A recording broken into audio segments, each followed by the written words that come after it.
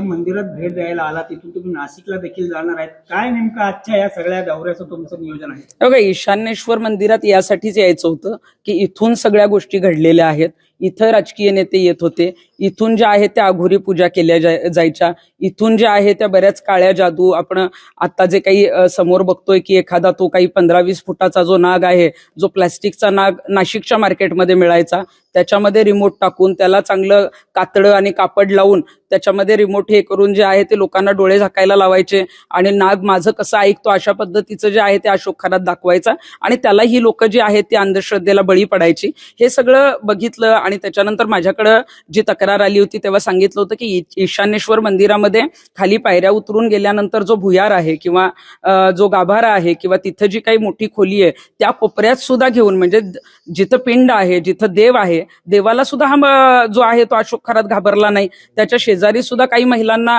बोलवून जो आहे तो चुकीचे प्रकार करायचा आणि हे अत्यंत गंभीर होतं. म्हणून ईशान्येश्वर मंदिरात मध्ये यायचं होतं. काही गावातल्या लोकांनाही भेटायचंय. काही लोक जे पुढे येत नाहीयेत किंवा अनेक प्रकार काही झाले असतील त्यांना पोलिसांनी जरी आवाहन केलं असेल तरी एक सामाजिक भान राखून सामाजिक कार्यकर्ती म्हणून मी त्यांना आवाहनी करणार आहे आणि आम्ही सगळे त्यांच्या बरोबर आहोत हे सांगणार आहोत. आणि म्हणूनच आज मिरगावला मी इथं आले होते. आणि त्याचा हा जो फार्म हाऊस आहे, म्हणजे एखादा इतका आलिशान फार्म हाऊस, अनेक वेगवेगळ्या जमिनी ज्या हडपल्या गेलेल्या आहेत, अनेकांना जे आहे ते आपण बघितलं असेल जमिनीच्या बाबतीत काही लोकांना गायब केलं गेलेलं आहे, काही जणांना ठार मारलं गेलेलं आहे, हे सगळं समोर यायचंय. आणि त्यासाठी जे जे काही सहकार्य लागेल किंवा जे जे आम्हाला काही करता येईल जनतेच्या माध्यमातून ते आम्ही पोलिसांना सहकार्य करणार आहोत. मार्च 2026ला माझ्याकडे रात्री जो आहे तो उशिरा हा पेनड्राईव्ह आला.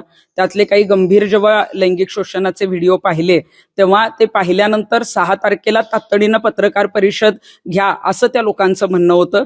पण त्याच वेळेला त्यांनी सांगितलं की 12 मार्च 2026ला अशोक खराचं ऑस्ट्रेलियाचं जे आहे ते तिकीट काढलेलं आहे आणि आम्ही जर पत्रकार परिषद घेतली असती तर तातडीनं मला वाटते की 6 मार्चला रात्रीच तो कुठल्या तरी परदेशात गेला असता आणि हे आम्हाला नको होतं. ज्या पद्धतीचे गंभीर आणि अश्लील आणि घाणेरडे व्हिडिओ होते त्याच्यामध्ये त्याला शिक्षा होणं, त्याला जे आहे ते पोलीस कोठडीपर्यंत पोहोचवणं हे आमचं काम होतं. आणि म्हणून तातडीनं नगरचे काही लोक आमच्याबरोबर होते आणि नाशिकचे काही लोक होते. त्यामुळे नगरचे जे SP आहेत सोमनाथजी घारगे यांच्याकडे 6 मार्च 2026ला सकाळी ते प्रकरण तातडीनं आम्ही तिथं पाठवलं आणि तिथल्या SPंनी सुद्धा हे सगळे व्हिडिओ बघून त्याची गंभीर दखल घेऊन त्यांच्या ऍडिशनल SPंच्या माध्यमातून ते DGंपर्यंत पाठवलं आणि DGंनी CM पर्यंत पाठवून CMनी जे आहे ते हे गंभीर व्हिडिओ पाहिल्यानंतर नाशिक पोलिसांना आदेश दिले. आणि त्यामध्ये आपण बघितलं असेल की फिर्यादी महिला जी आहे ती तातडीनं पुढे येत नव्हती. ती 16 तारखेला आली, त्यांची फिर्याद दाखल झाली आणि अशोक खरातलं जे आहे ते अटक झालेली आहे.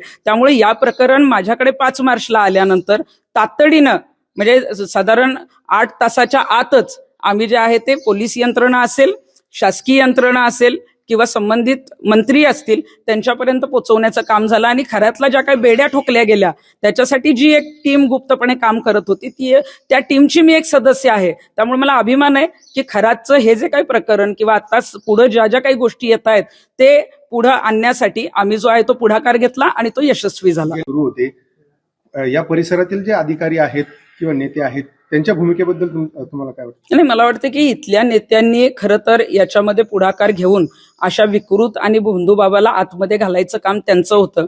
परंतु इथले वरिष्ठ अधिकारी सुद्धा खरातला गुरु मानायचे आणि खरातला गुरु मानत असल्यामुळं त्या गुरुवर कशी कारवाई करायची किंवा गुरुच्या विरोधात तक्रार आली तर ती तक्रार दाबण्याचा प्रयत्न काही वरिष्ठांकडून झाला आणि म्हणूनच पेनड्राईव्ह मध्यंतरी गायब करण्यात आले जे आमच्यापर्यंत पोहोचू शकले नाहीत.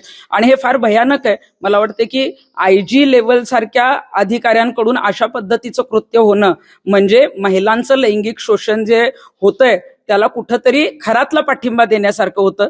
कुठंतरी पोलिसांची जी खुर्ची आहे त्याचा कुठंतरी गैरवापर तिथं पदाचा केला गेला. त्याचा जो पे होता जाधव नावाचा, तो हे सगळं प्रकरण घेऊन 2 आमदारांना यापूर्वी भेटल्याची देखील चर्चा आहे आणि त्या आमदारांनी त्याला हवा तेवढा रिस्पॉन्स दिला नाही किंवा त्याला धुडकावून लावला असं देखील चर्चा आहे. तुमच्याकडे या संदर्भात काय माहिती? मला आमदारांकडे कोणी गेला असेल या बाबतीत माहिती नाही, परंतु काही ठिकाणी पेनड्राईव्ह गेले होते, परंतु पेनड्राईव्ह जे आहेत ते गायब करण्यात आले.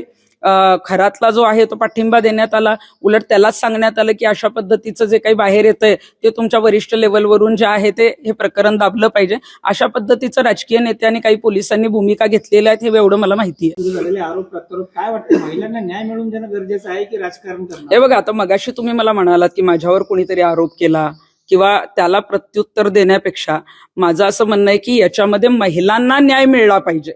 महिलांना न्याय देणं गरजेचं आहे. महाराष्ट्रामध्ये जर एवढ्या मोठ्या गोष्टी घडतायत तर ह्याच्यामध्ये जे आहे ते आपला हेतू फक्त लैंगिक शोषण झालेल्या ज्या पीडित महिला आहेत त्यांना न्याय देण्याचे. तुम्ही राजकारण कशाला करताय?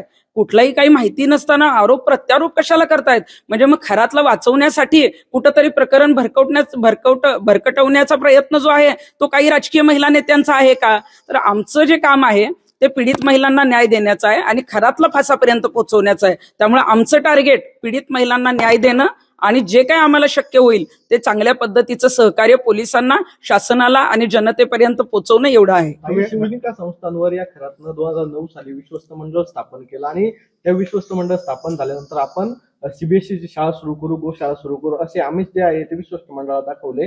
मात्र हे काही सुरू न झाल्यानं काही विश्वस्त मंडळातील सदस्य बाहेर पडल्याची देखील माहिती समोर आली. विश्वस्तांची देखील फसवणूक त्यांनी नाही, विश्वस्तांची फसवणूक जर अशा पद्धतीनं झाली असेल, खरातने जर काही गोष्टी सांगितल्या असतील आणि त्या केल्या नसतील तर जे विश्वस्त या संस्थेतून बाहेर पडले त्या संस्थेतल्या माजी विश्वस्तांनी सुद्धा त्याच्यावर फसवणुकीचा गुन्हा दाखल करणं गरजेचं आहे. म्हणजे आमच्याकडे जेव्हा ही माहिती आली तेव्हा इथं जे काही तो खडे द्यायचा, म्हणजे जे काही खडे विकायचा, तर आम्हाला अशी माहिती आलेली होती की ज्या व्यक्ती आमच्याकडे आल्या होत्या ते म्हटले की ताई मार्केटमधून तो 3,000 रुपये किलोनी ते खडे आणायचा.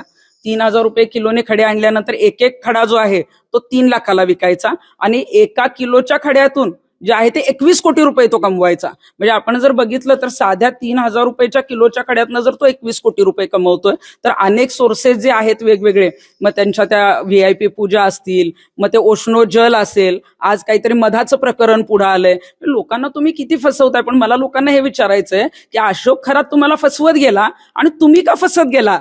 आपण कुठल्या अंधश्रद्धेला बळी पडतोय? आपण आपल्या कर्तृत्वावर पुढे आलोय.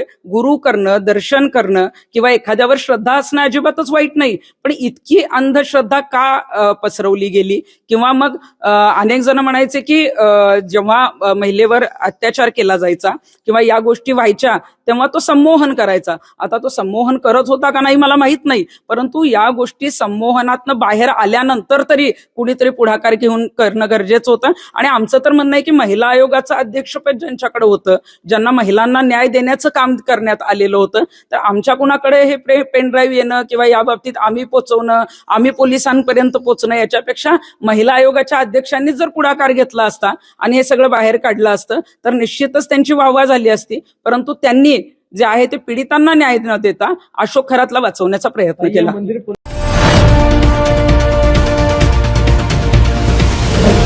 आरंभ पर्व न्यूज. आरंभ एका नव्या पर्वाचा.